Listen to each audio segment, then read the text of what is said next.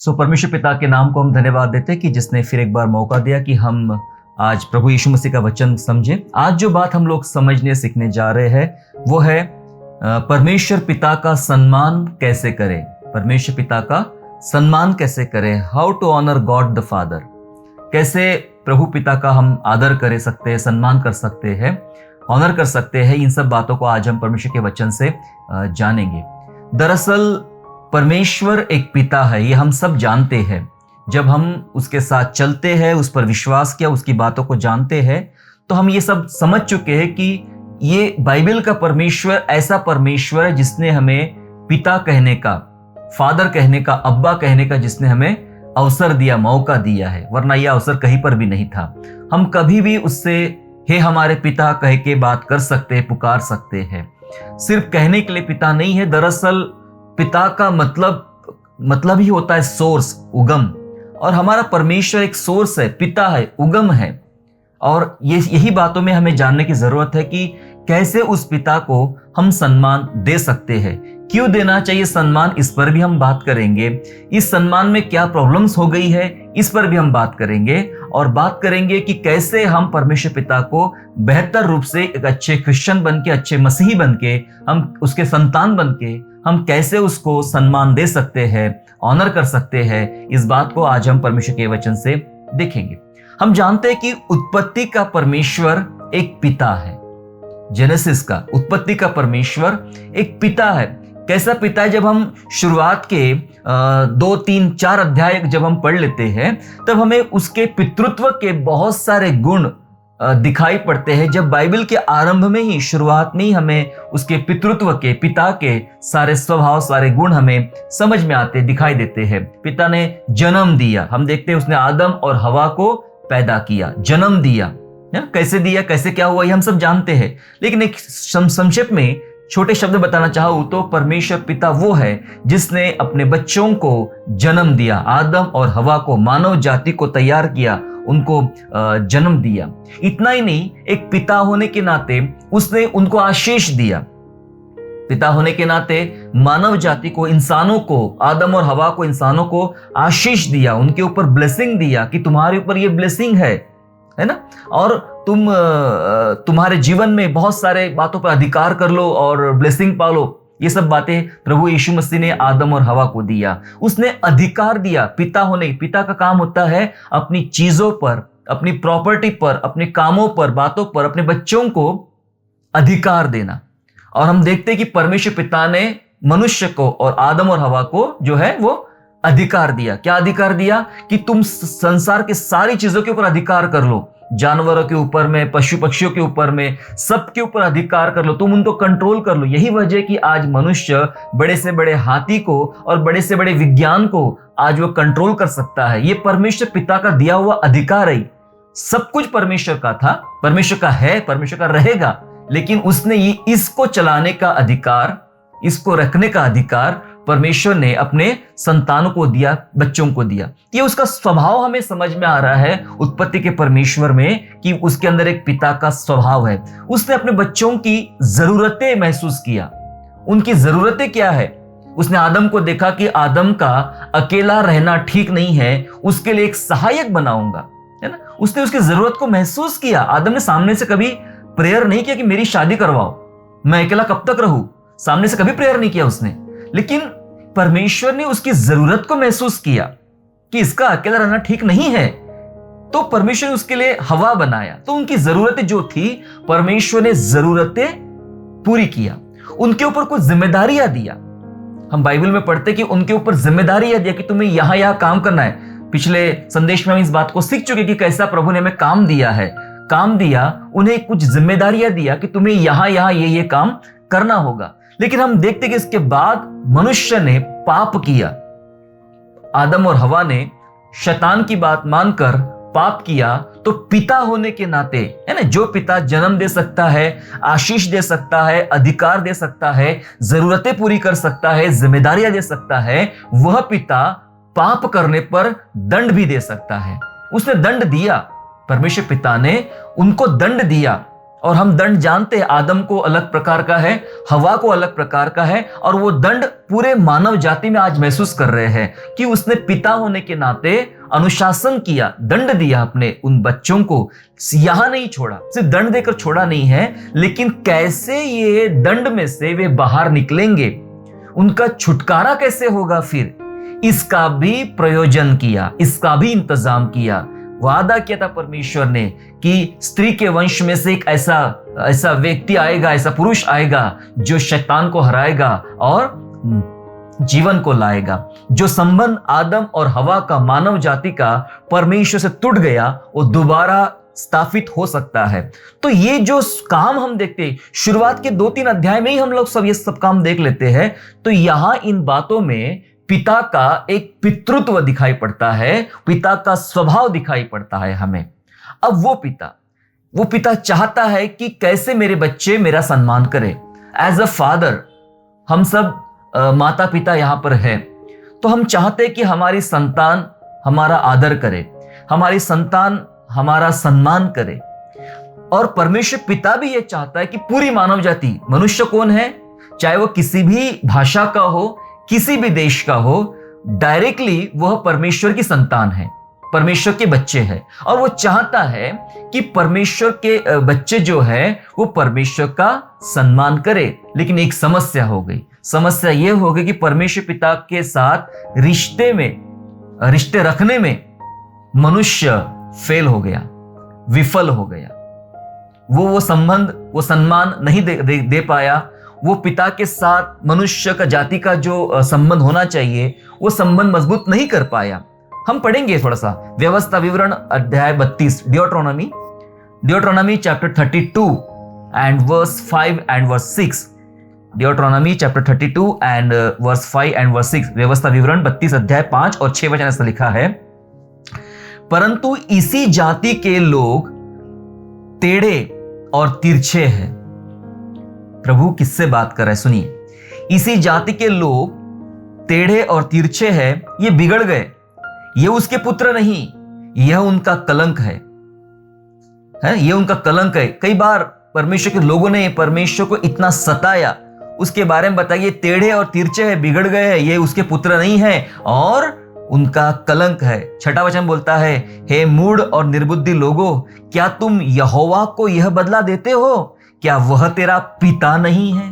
Father, पिता की बात हो रही है। क्या वो तेरा पिता नहीं है जिसने तुझको मोल लिया है, उसने तुझको बनाया और स्थिर भी किया है? क्या वो तेरा पिता नहीं है? वो तेरा पिता है, तब भी तुम कितने टेढ़े और तिरछे और कितने बिगड़ गए हो, कितने मूढ़ बन गए हो, कितने निर्बुद्धि हो गए हो।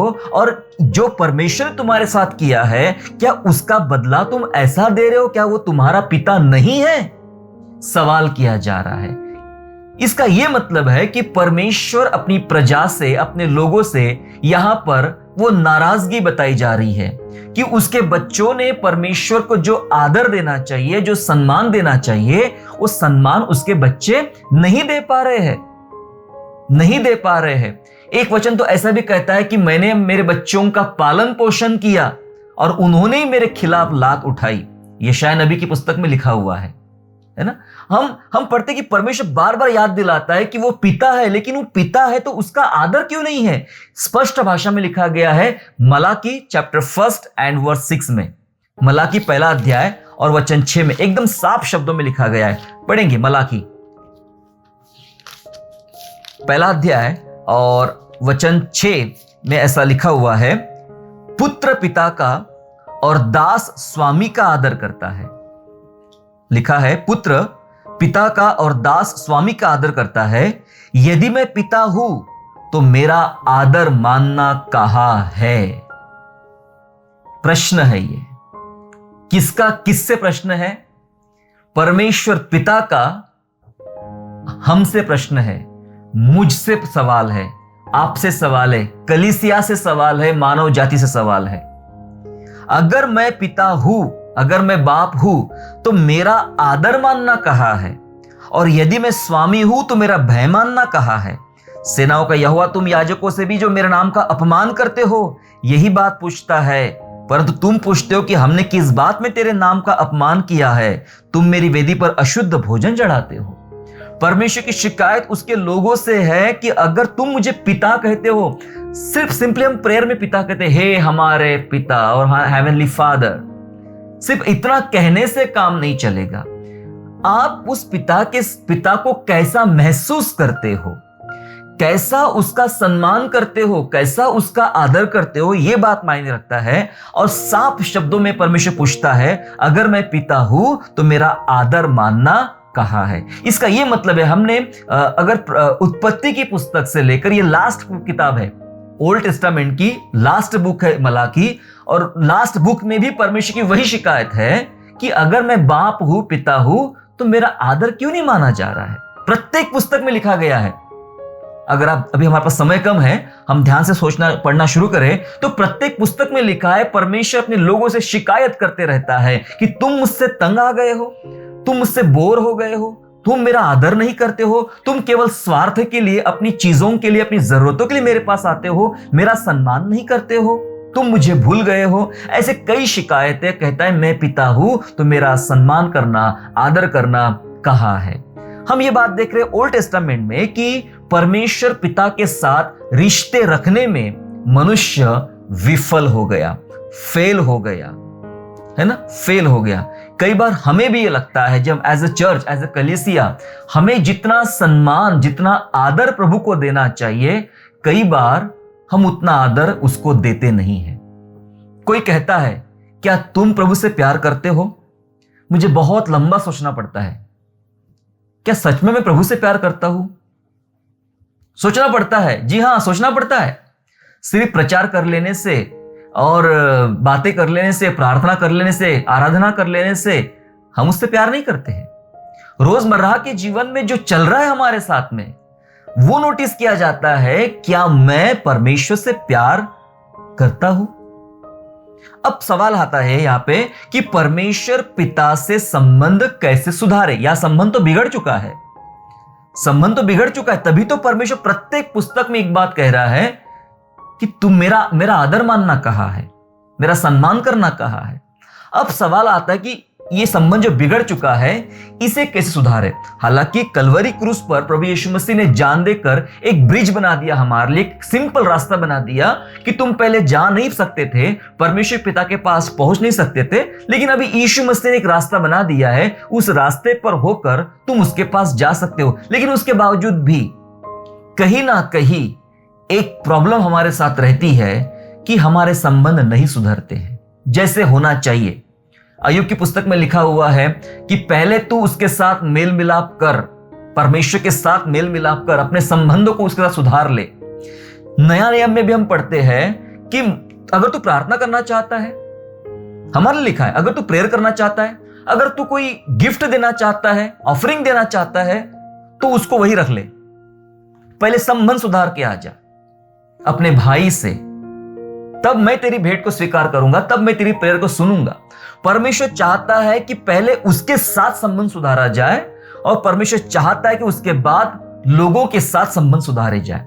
जब जिस किसी का संबंध परमेश्वर के साथ सुधरा रहता है, अच्छा होता है, बेहतर होता है, मैं ये कहना चाहता हूं उसका संबंध इंसानों के साथ भी बहुत अच्छा होता है।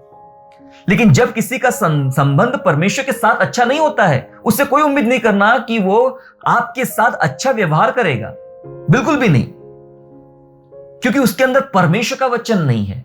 तो प्रश्न यहां पर यह आता है कि परमेश्वर के साथ फिर यह संबंध सुधारे कैसे, जबकि हमारे लिए ब्रिज बना हुआ है, हम पिता के पास बेधड़क जाके बात कर सकते हैं, मिल सकते हैं। लेकिन उसके बावजूद भी क्या आपके और मेरे जीवन में ऐसा एक मसला, ऐसा एक मामला आता है कि जहां हम रुक जाते हैं और किसी ने सवाल पूछा, क्या तुम परमेश्वर से प्यार करते हो? तो आपको भी क्या रुकना पड़ता है मेरे समान, सोचना पड़ता है क्या प्रभु से प्यार करता हूं? क्योंकि यह वचन मजबूर करता है सोचने में। जो अगला वचन मैं बताने जा रहा हूं, ये मजबूर करता सोचने के लिए। सीधा सीधा जवाब दे नहीं सकते हम लोग, हां मैं प्रभु से प्यार करता हूं। कितने सारे गीत ऐसे हैं जो गीत में हम गाते हैं, लॉर्ड मैं तुझसे बहुत प्यार करता हूं। गीत गाने से कुछ नहीं होता, परंतु एक सत्य उसके भीतर का जानना पड़ेगा। यह वचन मजबूर करता सिर्फ सोचने के लिए। मेरे साथ निकालेंगे Matthew gospel of Matthew chapter 22 22वां अध्याय मत्ती का वचन 37 वर्स। मैथ्यू बहुत ही फेमस है, कितनी बार हम पढ़ चुके हैं। मैथ्यू चैप्टर 22 एंड वर्स 37, मत्ती 22वां अध्याय और 37 वचन में ऐसा लिखा गया है, उसने उससे कहा, तू परमेश्वर अपने प्रभु से अपने सारे मन, अपने सारे प्राण, अपनी सारी बुद्धि के साथ प्रेम रख। बड़ी आज्ञा है ये, सबसे बड़ी आज्ञा है ना। हम बाइबल में जानते हैं सबसे बड़ी आज्ञा है ये ना। इतनी सिंपल नहीं है जितना हमें पढ़ने में लग रहा है। लिखा है तू अपने परमेश्वर सारे मन से, सारे प्राण से, सारी बुद्धि से प्रेम रख। अब हम अपने आप को एक सवाल पूछ के देखें, क्या मैं परमेश्वर से प्यार करता हूं? अगर मैं परमेश्वर से प्यार करता हूं, सच्चा प्यार जो बाइबल चाह रही है, डिमांड है बाइबल की, परमेश्वर की डिमांड है ये, मुझसे प्यार कर, तो जो आदमी रात दिन अपने बारे में सोचते रहता है वो पूरी बुद्धि से प्रभु से प्यार कैसे करेगा? रात दिन अपने बारे में सोचते रहता है, मेरी चीजें, मेरा पैसा, मेरी प्रॉपर्टी, मेरा घर, मेरे बच्चे, मेरा खाना पीना, मेरा कंफर्ट और मेरी आशीषें, मेरी शांति, इतनी सब बातें जो सोचता है, उसकी बुद्धि तो इसी बात में व्यस्त रहती है। वो पूरी बुद्धि से प्रभु से प्यार कैसे करेगा? प्रभु से प्यार करने के लिए इब्रानियों 11 हिब्रू 11 में जो पूरा डिटेल्स लिखे गए हैं, वहां लिखे गए कि लोगों के प्राण लिए गए और उन्होंने लूटने दिया अपने आप को। लो भाई लूट लो, चाहिए तो ले लो। उनको गर्म तेल में उबाला गया, तैयार हो गए, ठीक है मार लो। उनको छीना गया, उनको जिंदा काट डाला गया, मार डाला गया, जला दिया गया। ये वो लोग थे जो परमेश्वर से दिल से प्यार करते थे, मन से प्यार करते थे, पूरी बुद्धि के साथ प्यार करते थे। बुद्धि, कई बार हमारी बुद्धि ये सब बातों में चलती रहती कि मैं मेरी आशीष कहां से पाऊं, मैं मेरे जीवन को और संतुष्ट कैसे करूं और समाधानी कैसे करूं। तब ये बुद्धि अपने ही कामों में लगी हुई है, तो कैसे हम पूरी बुद्धि के साथ, पूरे विजडम के साथ हम प्रभु से प्यार कर सकते हैं? कैसे हम पूरे मन से, पूरे शक्ति से, पूरे प्राण से हम कैसे प्रभु से प्यार कर सकते हैं? ये वाले वचन पे सबसे ज्यादा, क्योंकि ये सबसे बड़ी आज्ञा है, इस पर सबसे ज्यादा हम बिलीवर्स को काम करने की आवश्यकता है। जब हम इस वचन पे ज्यादा ढंग से काम करेंगे तो पता है क्या होगा? हमारे जो रिलेशन है प्रभु के साथ वो सबसे गहरा और मजबूत बनता चला जाएगा। हमारा रिलेशन प्रभु के साथ गहरा और मजबूत बनता चला जाएगा। तब बाहरी बातों पर हम ध्यान नहीं देंगे। कई बार ऐसा ही होता है, हमें सब कुछ बाहरी बातें दिखाई पड़ती है, भीतरी बातें दिखाई नहीं पड़ती। जो प्रभु दिखाना चाहता है, जो जरूरी बातें हैं वो दिखाना चाहता है, समझाना चाहता है, हम समझ नहीं पाते। ओल्ड टेस्टामेंट में हमने पढ़ लिया है, ओल्ड टेस्टामेंट में जब प्रभु अपने लोगों से बात करना चाहता था, उन पर अपनी बातें प्रकट करना चाहता था, वे सुनना ही नहीं चाहते थे, वे समझना ही नहीं चाहते थे। वे खोजते भी तो थे अपने फायदे के लिए, अपने लाभ के लिए। उनमें से बहुतों का मन परमेश्वर की तरफ नहीं था और उनमें से परमेश्वर बहुत लोगों से खुश भी नहीं था।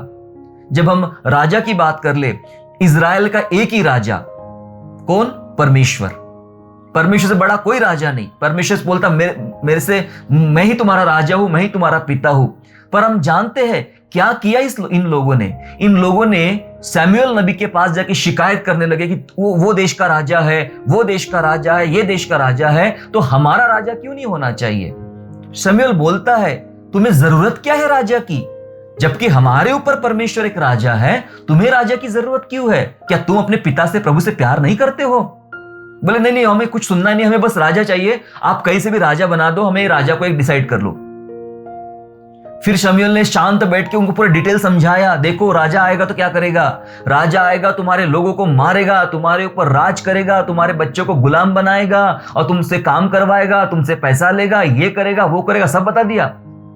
ऐसा लिखा है कि इजराइल के वे बुजुर्ग थे, वे व्यवस्था को जानते थे, व्यवस्था को मानते थे, बाइबल को जानते थे और बोलते थे हमें मंजूर है, हमें मंजूर है। वो गुलाम बनाएगा, हमें मंजूर, लेकर हमें राजा चाहिए। आप ध्यान से पढ़िएगा उसको। उन्होंने राजा की मांग किया। इसका मतलब वे हर बात परमेश्वर को ठुकराते गए और इस बात से सैमुएल जो था वो नाराज हो गया। प्रभु ने उससे बात किया, तू क्यों मन दुखाता है अपना, तू क्यों उदास होता है? उन्होंने तेरा इनकार नहीं किया, उन्होंने मेरा इनकार किया है। कई बार ऐसे वचन पढ़ते हुए दिल टूट जाता है कि कितना सताया प्रभु को। ये वो लोग थे जिनके लिए वो आया, ये वो लोग थे जिनसे उसने बहुत प्यार किया, जिनके साथ सबसे ज्यादा करीब बैठा रहा, उनके साथ चलता था, उनके पूर्वजों के साथ चला। ये लोग कहते हैं कि हमें मंजूर है जो होगा वो। ये सीधा सीधा इन्होंने परमेश्वर का इनकार किया। प्रॉब्लम ये थी कि अपने सारी बुद्धि से प्रभु से प्यार करने में वो विफल ठहरे, अपने सारे प्राण से, अपने सारी शक्ति से प्रभु से प्यार करने में वे फेल हो गए, वे विफल ठहरे। अगर हमें प्रभु के साथ वो संबंध सुधारना है, क्योंकि प्रभु ने एक सवाल किया, अगर मैं पिता हूं तो मेरा आदर मानना, मेरा सम्मान करना किधर है, कहां है?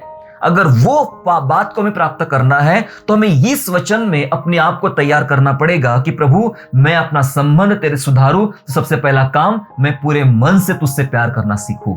आइए हम प्रार्थना करें कि प्रभु मैं पूरे मन से प्रार्थना करना सीखूं, मैं पूरी शक्ति से तुझसे प्रेम करना सीखूं, मैं पूरी बुद्धि से तुझसे प्यार करना सीखूं। क्योंकि जो कोई पूरे मन से, पूरी शक्ति से, पूरी बुद्धि से प्रार्थना करेगा, वो इंसान, बता देना चाहता हूं, वो अपने बारे में कभी भी नहीं सोचेगा। हाँ, कोई मुझसे पूछे तो प्रभु से प्यार करता है तो मुझे डर लगता है हाँ बोलने के लिए, क्योंकि कहीं ना कहीं हम अपने बारे में ज्यादा सोचते रहते हैं, बहुत ज्यादा सोचते रहते हैं। किसी इंसान को खुश करने के लिए हाँ मैं तो प्रभु से बहुत प्यार करता हूं, मैं तो उसके प्यार के बहुत सारे गीत लिखा हूं, बहुत सारा उपदेश मैं देता हूं। उससे कुछ नहीं होता, उससे कुछ नहीं। जो प्रभु यीशु मसीह को नहीं भी जानते हैं वे भी अच्छे अच्छे उपदेश दे देते हैं। प्यार पूरी बुद्धि से, पूरे मन से, पूरी ताकत से होना है ना। सो ये हमें संबंध सुधारना है तो प्रभु से सबसे पहले हमें प्यार करना सीखना है। उसके बाद हम समझेंगे कि परमेश्वर पिता का फिर अभी सम्मान कैसे करें, जिस बात को हम सीख रहे हैं। फिर सम्मान कैसे, ऐसे कौन से कामों से हमें गुजरना पड़ेगा जिससे हम ये जाहिर कर पाए परमेश्वर पर कि प्रभु मैं तुझसे बहुत प्यार करता हूं, जाहिर कर पाए। कुछ बातों को हम लोग सीखेंगे, जानेंगे कि परमेश्वर पिता का सम्मान कैसे करें। सबसे पहली बात यह है उसे स्वीकार करें, एक्सेप्ट करें, परमेश्वर को स्वीकार करें। यह बहुत जरूरी है। स्वीकार करने का मतलब होता है एज अ फादर, प्रभु मैं तुझे पिता मानता हूं अपना। क्योंकि बहुत सारे लोग जो प्रभु के पास आए हैं वो कई बार इस बात को लेकर प्रभु के पास आए हैं कि वो प्रभु को क्या सोचते हैं। प्रभु को कोई लोग सोचते हैं प्रभु एक चंगा करने वाला परमेश्वर है, ओके। कोई लोग सोचते हैं एक बहुत अच्छा गुरु है। कोई सोचते हैं वो बहुत अच्छा टीचर है, रब्बी है। कोई कुछ सोचते हैं, है ना। एक दिन तो यीशु मसीह ने अपने चेलों से सवाल भी पूछ लिया कि लोग मेरे बारे में क्या कहते हैं। तो सबने बताया, प्रभु जी आपको ना कोई बोलता कोई पुराना बूढ़ा भविष्यवक्ता है जो जिंदा हो गया है, कोई कहते आप एलिया है, कोई कहते आप ये है, कोई कहते आप वो है। ठीक है, तुम मुझे क्या कहते हो, तुम मुझे क्या कहते हो? तो पतरस ने जवाब दिया, प्रभु तू तो मसीहा है। तो प्रभु कहता है ये जो तूने बात कही है ना, ये शरीर से नहीं बोला, शरीर से नहीं बोला तूने ये वाली बात, ये परमेश्वर पिता ने तुझ पर प्रकट किया है। जी हां, प्रकट किया है। इसका यह मतलब होता है कि हम प्रभु यीशु मसीह को कैसे स्वीकार कर रहे हैं। एज ए टीचर तो उतना ही रहेगा आपके लिए, टीचर वाला ही काम करेगा। अगर आपने उसको शिक्षक टीचर बन के स्वीकार किया है तो आपके लिए टीचर वाला ही बना रहेगा। अगर आप उसको डॉक्टर बन के एक्सेप्ट कर रहे हो तो डॉक्टर का काम उतना ही काम करेगा। डॉक्टर का काम करेगा, डॉक्टर एडवोकेट का काम नहीं कर सकता है, डॉक्टर फाइटर का काम नहीं कर सकता है। कौन है आपके लिए? वो कोई फ्रेंड है, फ्रेंड जितना काम करेगा। लेकिन जो बात बाइबल सिखा रही है, यूहन्ना 1:12, John gospel chapter 1 and verse 12, जहां लिखा है जितनों ने उसे ग्रहण किया, किसे? यीशु मसीह को। जितनों ने उसे ग्रहण किया उतने लोगों को उसने अपनी संतान होने का अधिकार दिया। एक्सेप्ट करना, स्वीकार करना जरूरी है, तब हम उसके बच्चे बनेंगे। आदर करना है, सम्मान करना है पिता का, तो सबसे पहला काम यह होता है हमें उसे पिता करके स्वीकार करना पड़ेगा, क्योंकि उसने हमें पुत्र बन के स्वीकार किया है। आपको और मुझे दास या दासी बन के, गुलाम बन के स्वीकार नहीं किया है। उसने हमें अपने बच्चे, मेरा बेटा है। पता कैसी बात करता है? अगर मान के चलो प्रभु की बात शैतान से चल रही है, कुछ बातों पे डिस्कशन हो रहा है, तो प्रभु कैसी बात करता होगा? कैसी बात करता? तुझे पता है शैतान, वो मेरा बेटा, नाम लिख के बता, मेरा बेटा हरीश, मेरी बेटी ये, मेरा बेटा वो, है ना, वो ऐसा करता है, वो ऐसी करती है, ऐसी बात करे, ऐसी बात करता, मेरा बेटा। उससे बड़ा घमंड है ये बोलने में कि मेरा बेटा, मेरा बेटा। जी हां, हम विश्वास करने के द्वारा प्रभु परमेश्वर के बच्चे बन जाते हैं। तो उसने हमें बेटा बन के स्वीकार किया है, लेकिन क्या बेटों ने, बेटियों ने, बच्चों ने अपने परमेश्वर को पिता बन के स्वीकार किया है? पहला काम जो हमें करना है, स्वीकार करना है कि यस लॉर्ड, तू मेरा पिता है। और जब भी हम उसे हे हमारे पिता कहकर पुकारते हैं, तो एक बहुत बड़ा सम्मान। पता है, दुनिया में किसी भी रिलीजन में, किसी भी पुस्तक में, किसी भी व्यक्ति ने यह नहीं हुआ उसके साथ में कि उसने अपने ईश्वर को यह बोला है कि तू मेरा पिता है। पिता कह के प्रार्थना कोई नहीं करता। पिता करके प्रार्थना करना सिखाया सिर्फ यीशु मसीह ने। बाइबल में सिखाया कि तुम परमेश्वर को पिता कह के प्रार्थना, फादर कह के, पापा कह के तुम प्रार्थना कर सकते हो। यह अधिकार कहीं पर भी नहीं मिलता है। जी हां, गुरु बोल सकते हैं, मास्टर बोल सकते हैं, डॉक्टर बोल सकते हैं, फ्रेंड बोल सकते हैं, है ना, ईश्वर बोल सकते हैं, मालिक बोल सकते हैं, लेकिन पिता, फादर, यह अधिकार सिर्फ यीशु मसीह ने दिया है। तो सबसे पहला काम होता है जब उसे सम्मान देना है, तो पहली सीढ़ी पार करना है, वो है उसे स्वीकार करना। दूसरा जो काम हमें करना होता है, दूसरा काम यह है कि अपना जीवन परमेश्वर के नाम कर देना। यस, बहुत जरूरी काम, अपना जीवन परमेश्वर के नाम कर देना।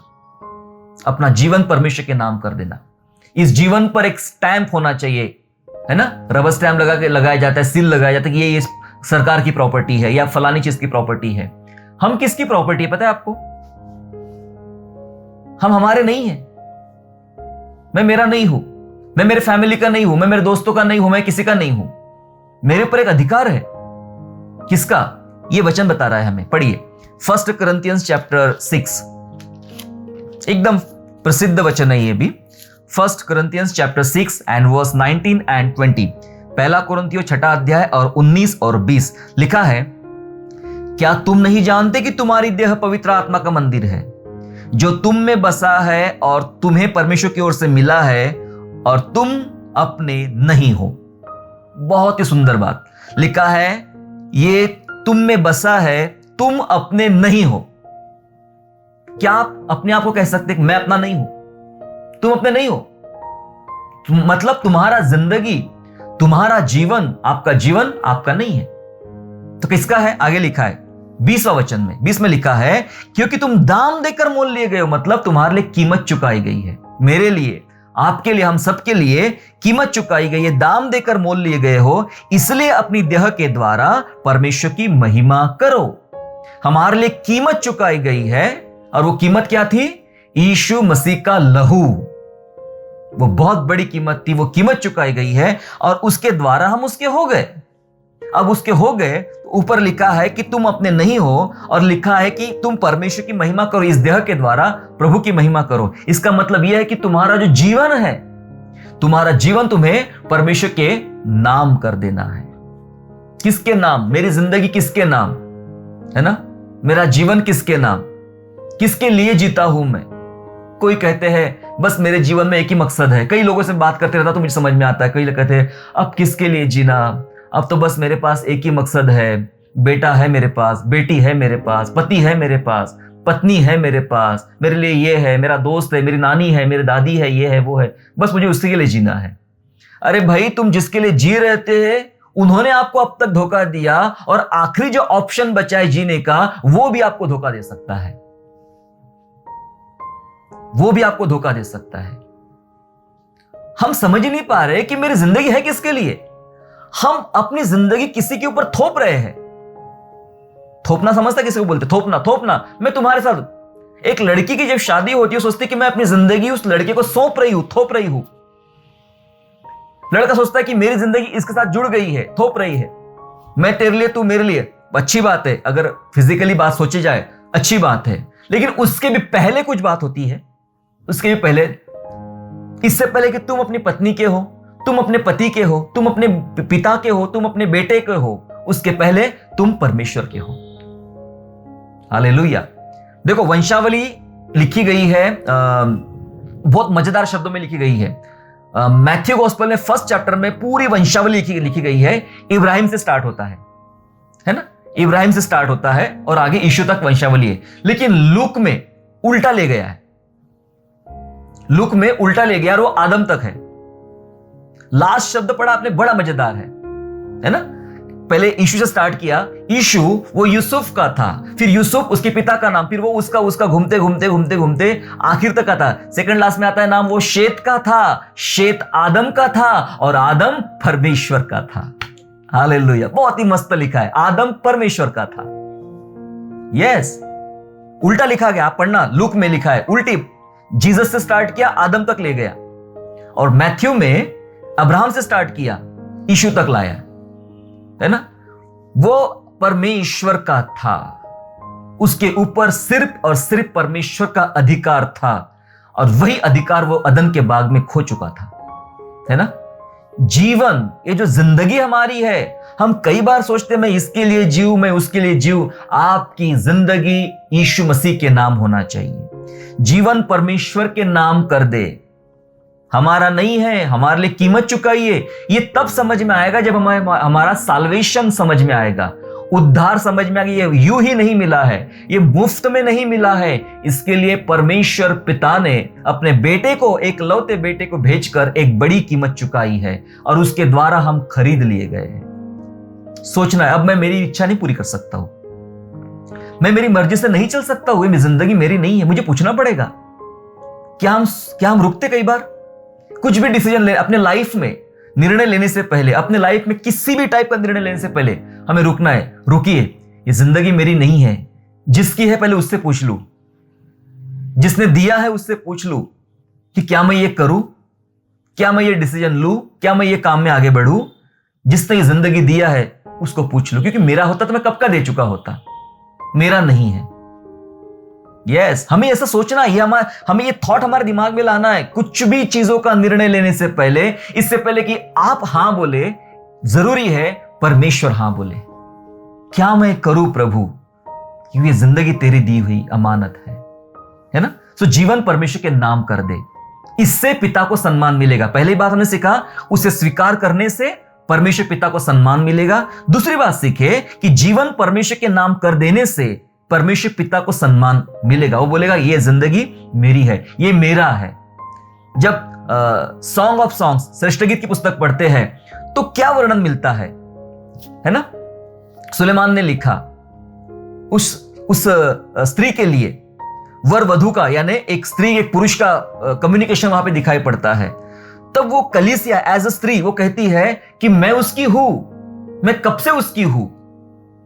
चर्च परमेश्वर का है, चर्च यीशु का है, मैं यीशु की दुल्हन हूं, आप यीशु की दुल्हन हैं। हम पर हमारा अधिकारी कब से खो चुका। जिस दिन हमने बपतिस्मा लिया, जिस दिन नया जन्म लिया, उस दिन हमने हमारे ऊपर का अधिकार खो दिया। आज के बाद इस पर कोई राइट्स नहीं बनता आपका। हम अदालत नहीं जा सकते हैं, कोर्ट में नहीं जा सकते, लड़ नहीं सकते इस बात के लिए कि मैं अपने लड़ रहा हूं। एज अ बिलीवर हम नहीं लड़ सकते, हम कुछ नहीं कर सकते, अधिकार ही नहीं हमारा, हम तो खो चुके अधिकार। जिस दिन नया जन्म पाया, बॉर्न अगेन हो गए, जिस दिन बैप्टिज्म लिया, बैप्टिज्म का मतलब होता है दफन होना, बैप्टिजो हिब्रू शब्द है, दफनाया जाना, खत्म हो गया। मेरे पर मेरा अधिकार खत्म हो गया, अब मेरे ऊपर मेरे परमेश्वर का अधिकार है। सो जीवन परमेश्वर के नाम कर देना। तीसरा जो जरूरी काम होता है, बहुत ही प्रैक्टिकल है, यह काम है सबसे अच्छा समय दे परमेश्वर पिता को। आपके लाइफ का सबसे अच्छा समय दे परमेश्वर पिता को। समय में दो बातें होती है। क्या होती है? समय का मतलब होता है, मान के चलो हम प्रेयर की बात करेंगे तो प्रेयर का मतलब मांगना नहीं, प्रेयर का मतलब पिता से बात करना। और सबसे अच्छा समय दिन भर में कौन सा होता है? क्या लगता है आपको? सबसे बेस्ट समय होता है सुबह का समय, अर्ली मॉर्निंग, है ना, भोर का समय। यीशु मसीह भी एकदम सुबह भोर को उठकर पिता से बात करता था, अपनी थोड़ी सी नींद त्याग कर पिता से बात करता था, प्रेयर करता था। तो हमें सबसे अच्छा समय देना है। ये समय देना ये दर्शाता है कि प्रभु मैं तुझे सम्मान दे रहा हूं, तेरा ऑनर कर रहा हूं, मैं तुझे सम्मान दे रहा हूं। सबसे अच्छा समय सुबह उठने की आदत डालिए। इब्राहिम सुबह उठता था, उसके पास एक खड़े होने की जगह थी जहां प्रार्थना करता था। उसका देख देख के इसहाक भी करता था। लिखा है बाइबल में, वो भी अपने पिता के समान परमेश्वर से बात करता था, खड़ा होकर बात करता था। उसके पास एक समय था परमेश्वर से मिलने का और परमेश्वर से बात करने का। सुबह का सबसे अच्छा समय है, अच्छा समय परमेश्वर को दे। ये समय तो हो गया सुबह का। उसके अलावा सेकंड जो पॉइंट था समय का, वो होता है अपने जीवन का समय। अपने जीवन का एक अनमोल समय होता है। हालांकि पूरा जीवन ही बहुत अनमोल है, लेकिन इस अनमोल जीवन में एक एज बहुत ही खास है, बहुत ही खास है, और वो होती है उम्र के 20 साल से लेकर 40 साल तक। 20 साल से लेकर 40 साल तक की जो एज होती है, ये बहुत खास होती है। इसमें आदमी तंदुरुस्त रहता है, जहां चाहो वहां दौड़ भाग कर सकता है, कुछ भी काम कर सकता है, कितना भी काम कर सकता है और ज्यादा काम कर सकता है, क्योंकि वो जवान है। आफ्टर 40 तकलीफें आना, धीरे धीरे बीमारियां ये वो आना शुरू हो जाता है। वो लाइफ का बहुत ही खास समय है, और ये खास समय हमें देना है परमेश्वर को देना है। अक्सर हमारे यहां उल्टा होता है, समय दिया जाता है रिटायरमेंट का, है ना। रिटायरमेंट का समय मतलब जब हम बूढ़े हो जाते हैं। कई लोगों से जब मैं बात करूं, अरे भाई आप बचपन से प्रभु का वचन जानते हो, है ना, आपके पास ये वचन है, ये बात है, वो बात है, क्यों नहीं आप अपना जीवन प्रभु को देते हो? क्यों नहीं प्रभु के लिए इस्तेमाल होते हो? क्यों नहीं प्रभु के लिए जीते हो, प्रभु के लिए काम करते हो? तो कहते अभी कहाँ समय है, अभी तो जॉब करना है, नौकरी करना है, करियर बनाना है, पढ़ाई करना है, शादी करना है, बच्चे करना है, उनकी पढ़ाई, फिर उनकी शादी, फिर ये वो। एक बार 60-65 साल का हो जाओ, रिटायर्ड हो जाओ, तब मैं करूंगा आराम से प्रभु की सेवा, है ना। ऐसा माना जाता है हमारे समाज में, हमारे लोगों में। मैं एक एग्जांपल बताना चाहता। एक बच्चे के हाथ में आम है और उसने दबा दबा के चूस के पूरा आम खा लिया, और बाद में कुछ नहीं बचा उसके नीचे, एक छिलका बचा है, गुठली बची है और कुछ नहीं बचा, एकदम खाली हो गया। और वो आम बोलता, पापा अभी आप खा लो। आपको कैसा लगेगा? भाई इसका तो जितना रस था, जो अच्छा था, वो सब इसने खा लिया। अब छिलका बचा हुआ है, उसकी वो गुठली बची हुई है, ये मुझे खिलाएगा? ये तो किसी काम का नहीं है। हम तो फेंक देंगे, अपने बच्चे पे गुस्सा करेंगे और बहुत कुछ होगा। पता है, यही वाली बात तो हम करते हैं अपने जीवन में अपने परमेश्वर पिता से कई बार। जो उम्र स्पेशल है वो 20 से 40 साल बहुत स्पेशल, हालांकि पूरी उम्र स्पेशल है, हम दे सकते हैं। मैं एक खास बात बताना चाहता हूं कि ये वो उम्र है जहां कोई रोक टोक नहीं। आप भूखे रह सकते कितने दिन तक, आप दौड़ सकते हो, आपके पास गाड़ी नहीं, आप पैदल भी चल सकते हो कितना दिन तक, कुछ भी कर सकते हो, पहाड़ों पे चढ़ सकते हो, हिमाचल प्रदेश में जाके पहाड़ों पे घर घर में जाके यीशु मसीह का सुसमाचार सुना सकते हो, पैदल रास्ते में चल सकते हो। मैंने किया इसलिए बता रहा हूं आपको, मैं कर रहा हूं, अभी तक कर रहा हूं, है ना। सो कर सकते हैं, अच्छा समय है। परमेश्वर पिता के सामने वो आम दे देंगे, खाओ। आम क्या है? प्रभु मेरी उम्र अभी 65 हो गई है, आफ्टर 60 अबाउ 65 हो गई है ना। बुरा मत मानिए, मैं जस्ट एक एग्जांपल बता रहा हूं कि 70 साल की हो गई, 80 साल की हो गई है, अब मेरे मुंह में दांत नहीं है, मेरे पेट में हाथ नहीं है, मेरी आंखों से बराबर दिखता नहीं है, मेरी मुंडी ऐसी ऐसी हिलती है, मेरे हाथ ऐसे ऐसे कांपते हैं, मुझे किसी की सपोर्ट की जरूरत है, सेवा की जरूरत है। क्या अब मैं आपकी कैसी सेवा करूं? भाई मुझे ही सेवा की जरूरत है, मैं प्रभु की सेवा कैसे कर सकता हूं? मुझे उठा के ऐसे ऐसे हिलता हूं मैं, मुझे उठा के ले जाना पड़ता है, मुझे खिलाना पड़ता है, मुझे नहलाना पड़ता है, मुझे लोगों को कपड़े पहनाना पड़ता है। भाई मुझे ही सेवा की जरूरत है, मैं क्या प्रभु की सेवा कर पाऊंगा? खास समय। क्या मिलिट्री में हमको एडमिशन मिल जाएगा आफ्टर 65, आफ्टर 75? मिलिट्री में एडमिशन मिल जाएगा हमें? पुलिस में एडमिशन मिल जाएगा हमें? पुलिस बदल, हमें जवानों की जरूरत है जो दौड़ सकते हैं। यस, हम परमेश्वर की सेना है, और उसको जवान। समय, अपने जीवन का वो समय देना आना चाहिए। हमें, हमारे जवानों को, ये संदेश जवानों के लिए कि जवानों को वो समय देना चाहिए, अपने जीवन का सबसे अच्छा समय। मैंने पहले बताया प्रार्थना के लिए अर्ली मॉर्निंग, भोर का समय सबसे बेस्ट समय है प्रभु के साथ में बात करने का। इससे मतलब प्रभु दुनिया से बात करूं, दिन भर हम फोन में लगे रहते हैं, फोन में बात करूं, लोगों से बात करूं, उससे पहले प्रभु मैं आपसे बात करूं। मैं आपका चेहरा देखना चाहता हूं सबसे पहली सुबह मैं आपसे बात करना चाहता हूं, मैं आपकी ब्लेसिंग लेना चाहता हूं, उसके बाद लोगों से बात करूंगा।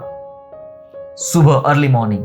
और लाइफ के बारे में सोचे तो ये जवानी का जो समय होता है ये प्रभु को दे दे, प्रभु के लिए इस्तेमाल कर ले, क्योंकि बाद में पता नहीं क्या होगा क्या नहीं होगा। चौथी बात, सबसे अच्छा खजाना परमेश्वर को दे। सबसे अच्छा खजाना परमेश्वर को दे। सम्मान देना है हमें। हम सीख रहे हैं how to honour God the father, परमेश्वर पिता को सम्मान कैसे करे। हा?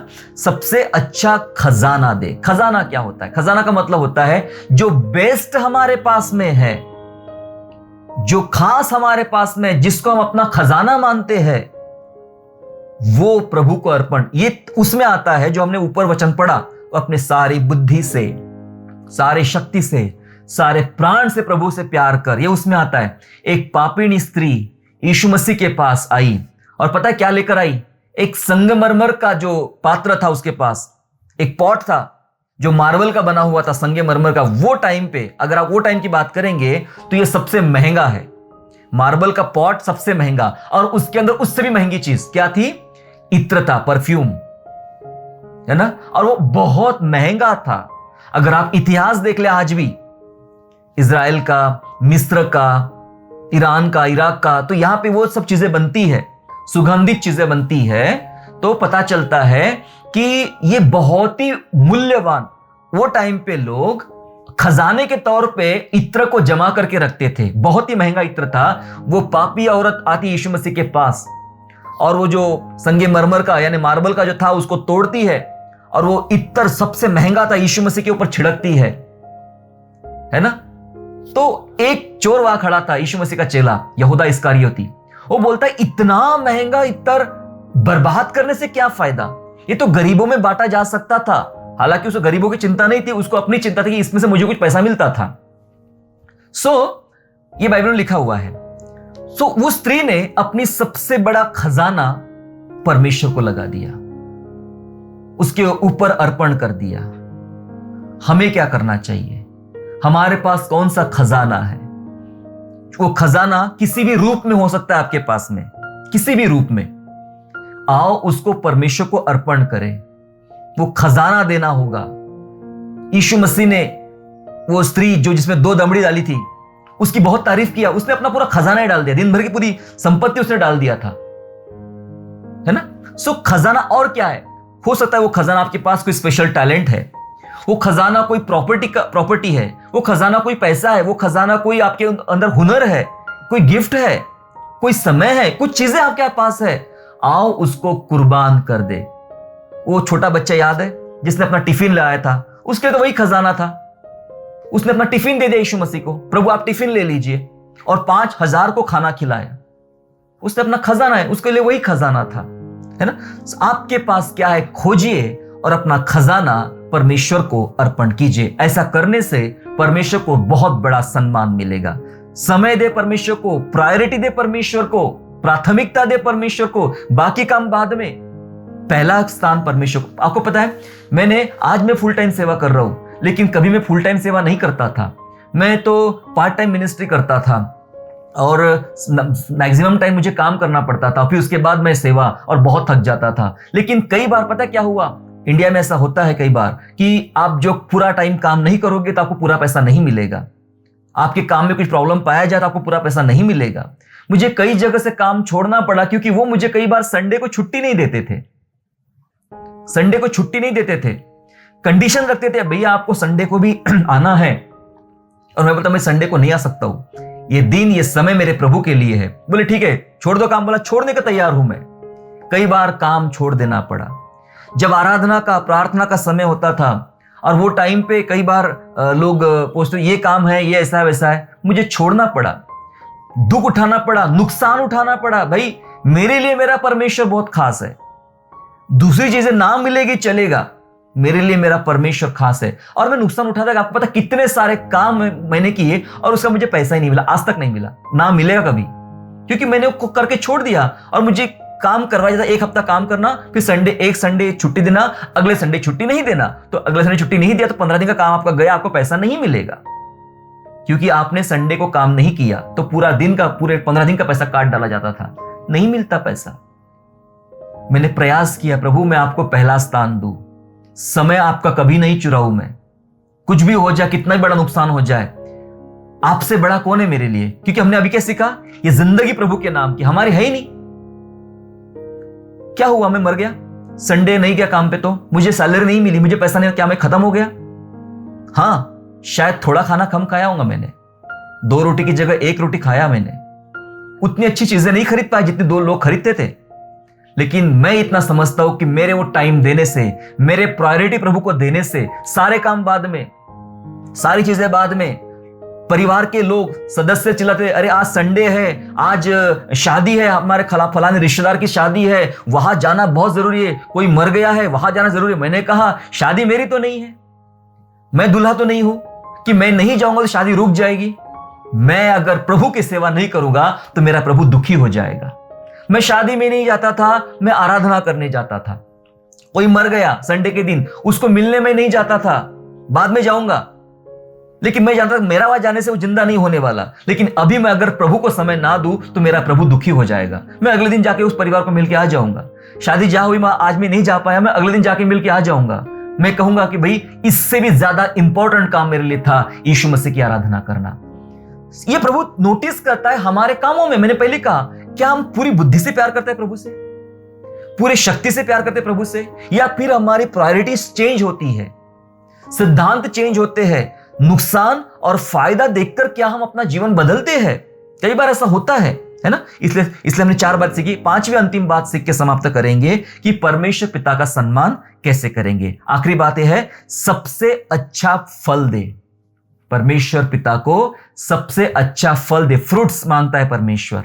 कौन से फ्रूट्स? मैंगो, बनाना, ऐसे फ्रूट्स नहीं, आत्मा का फल। गलातियंस 5 में लिखा हुआ है आत्मा का फल। यूहन्ना 15:8, जॉन चैप्टर 15 एंड वर्स 8 ऐसा बोलता है, प्रभु यीशु कह रहे हैं 15:8 में कि मेरे पिता की महिमा इसी से होती है कि तुम बहुत सा फल लाओ, तभी तुम मेरे चेले ठहरोगे। पिता की महिमा किस चीज से हो रही है? तुम बहुत सा फल लाओ। तो फल लाने का मतलब क्या है? ऐसा स्वभाव, ऐसे गुण जिसमें प्रेम, आनंद, शांति, धीरज, कृपा, भलाई, विश्वास, नम्रता, संयम और इससे भी ज्यादा कितनी अच्छी बात है, वो हमें अपने अंदर तैयार करना है, लाना है। और ये ला ला कर ये फल हमें परमेश्वर को अर्पण करना है। इससे क्या होगा? परमेश्वर पिता का सम्मान। कौन बोलता है? यीशु मसीह बोलता है। यहां लिखा है 15:8 में कि मेरे पिता की महिमा इसी से होती है कि तुम बहुत सा फल लाओ। यस, क्या हम तैयार हैं फल लाने के लिए? फल देना है तो हमारा परमेश्वर पिता को सम्मान मिलेगा। कई बार है ये जो छोटे से बात है, हालांकि बहुत ज्यादा है, लेकिन ये मात्र 5 काम बताया मैंने, एकदम जरूरी खास 5 काम बताए। ये बहुत नेचुरल है, ये प्रैक्टिकल है हमारे जीवन में, ये करना पड़ेगा। सबसे पहले सीखा उसका स्वीकार करे, उसके बगैर बात आगे नहीं बढ़ेगी। उसके बाद सीखा अपना जीवन उसके नाम कर दे। हर बात याद रखिए, ये जिंदगी मेरी नहीं है, उसकी है। वो डिसाइड करे ना मेरे जीवन में क्या करना है। फिर तीसरा काम, सबसे अच्छा समय दे परमेश्वर को। फिर हमने सीखा सबसे अच्छा खजाना दे परमेश्वर को। क्या खजाना आपके पास में है? वो परमेश्वर का है, उसको दे दो। 5वीं बात सीखा, सबसे अच्छा फल दे परमेश्वर को।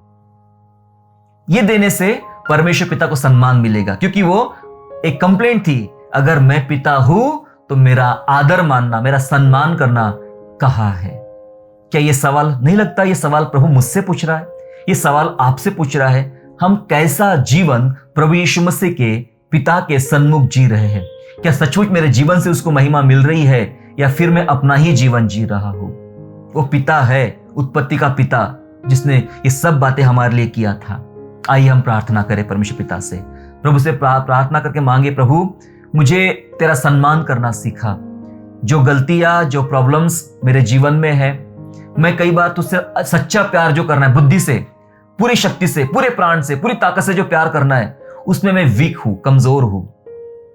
मुझे मजबूत कर, मुझे सिखा कि मैं ऐसा प्यार करने वाला हूं। हम प्रार्थना करें प्रभु से, प्रभु मुझे सिखा कि तेरे साथ मेरे संबंध कितने मजबूत हो जाए, गहरे घनिष्ठ मेरे संबंध तेरे साथ हो जाए। हम प्रार्थना करें कि प्रभु मुझे तेरा स्वीकार करने का अनुग्रह दे, मुझे ये जिंदगी जो तूने मुझे दिया है तेरे नाम करने का अनुग्रह दे, समय में तुझे अच्छा दूं, मैं अपना खजाना तुझे दूं, मैं अपने जीवन के फल तुझे दूं। ऐसा करने से हमारे पिता परमेश्वर की सचमुच बहुत सम्मान होगा, बहुत आदर होगा। इससे ज्यादा वो क्या चाहता है हमसे, हम पृथ्वी पे रहते हुए उसको ये सब दे और उसकी महिमा करें। आइए हम प्रार्थना करें। स्वर्गीय पिता, यीशु के नाम से आपका हम धन्यवाद करते प्रभु जी कि आपने हमसे बहुत प्यार किया है, और धन्यवाद करते प्रभु जी कि आप हमारे पिता बने हैं, हम आपकी संतान है पिता। धन्यवाद करते कि आपने हमें अपनी संतान बन के स्वीकार किया है, पर प्रभु कई बार हम पिता बन के आपको स्वीकार करने में असक्षम हो जाते हैं। हमारे अंदर बहुत सारे विचित्र पाप पाए जाते हैं प्रभु जी, जो व्यवस्था 32 में हमने सीखा, मलाकी 1:6 में हमने सीखा पिता परमेश्वर। आप कहते हैं कि इतने सारी बुराइयां हमारे अंदर है, और बहुत से वचन पुराने नियम में ऐसे जो हमें सिखाते कि मैं पिता हूं तो मेरा आदर मानना किधर है, मेरा आदर मानना कहाँ है। यस लॉर्ड, हमने कई बार तेरा आदर करने में, सम्मान करने में बहुत ही असफलता पाई प्रभु जी, पर आज हम प्रार्थना करते सबसे पहले पिता कि हमें अनुग्रह दीजिए कि हम आपसे बहुत प्यार करें, पूरी शक्ति से, पूरी ताकत से, पूरे प्राण से और पूरी बुद्धि से हम आपसे बहुत प्यार करने वाले बने पिता परमेश्वर। प्रभु जी हम प्रार्थना करते हैं पिता परमेश्वर, हम प्रभु जी आपका स्वीकार करें, अपने जीवन में पिता बन के आपका स्वीकार करें। यस लॉर्ड, आप हमारे पिता है, हम स्वीकार करते हैं प्रभु जी। आज हम स्वीकार करते पिता प्रभु, हम अपने जीवन को जो आपने में एक वरदान के स्वरूप में हमें जीवन दिया ईश्वर राजा, ये जीवन को हम आपके नाम करते प्रभु जी। हमारा जीवन प्रभु यीशु मसीह के नाम, परमेश्वर पिता के नाम, इस जीवन से सिर्फ और सिर्फ आपकी महिमा, क्योंकि आपने इस जीवन को दाम देकर मोल लिया प्रभु जी। अपने जीवन का सबसे अच्छा समय आपको दे प्रभु जी।